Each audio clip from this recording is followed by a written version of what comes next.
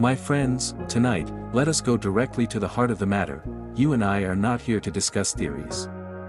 We are here to understand law, spiritual law. And the law is simple: imagining creates reality. There is only one creative power in this world, and it is your own wonderful human imagination. Do not mistake me.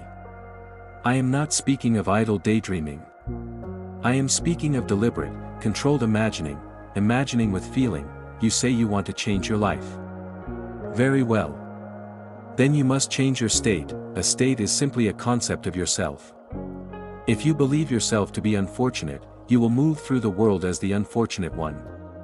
If you believe yourself to be prosperous, loved, secure, the world must reflect that belief. The world is yourself pushed out. It is not the cause, it is the effect. Now, what does it mean to live in the end? It means you assume the feeling of your wish fulfilled, and you remain faithful to that assumption. If you desire to be wealthy, you do not ask, how will it come? That question belongs to doubt. Instead, you ask, how would I feel if it were true? And then you dare to feel it. If you desire a loving relationship, you do not concern yourself with where the person is.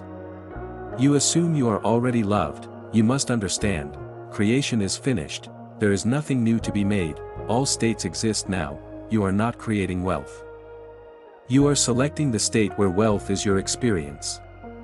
You are not creating love. You are entering the state where love is natural to you. And how do you enter a state? By feeling.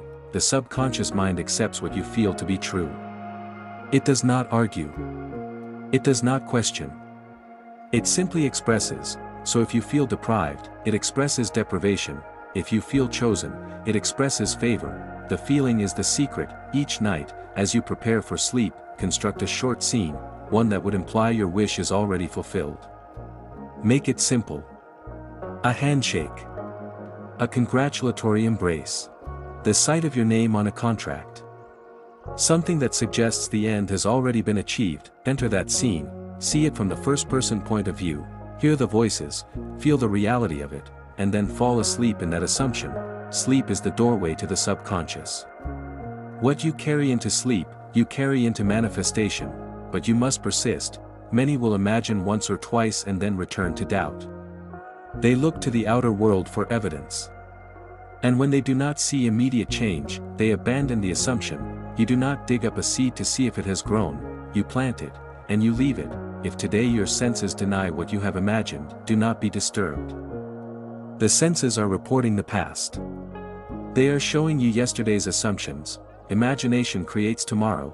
To live in the end is to think from your desire, not of it. When you think of your desire, you are conscious of its absence. When you think from it, you are conscious of its presence. That is the difference. If I were the man I wish to be, how would I walk? How would I speak? How would I react to the world? Begin there. Dare to assume you are already that one. You do not wait for permission. You do not wait for signs. You do not wait for circumstances to change before you change your concept of yourself. You change first, and the world follows. There will come a moment, if you persist, when the new state feels natural. When it no longer feels like effort. When it simply feels like you, that is when the bridge of incidents begins to unfold, a series of events, perfectly arranged, leading you to the fulfillment of what you have assumed. You need not know how it will happen. You only need to remain faithful to the end. Faith is loyalty to the unseen reality. My friends, you are far greater than you believe yourself to be. You are not victims of circumstance. You are not at the mercy of fate. You are the operant power. Test it, do not. Accept it because I say so, apply it.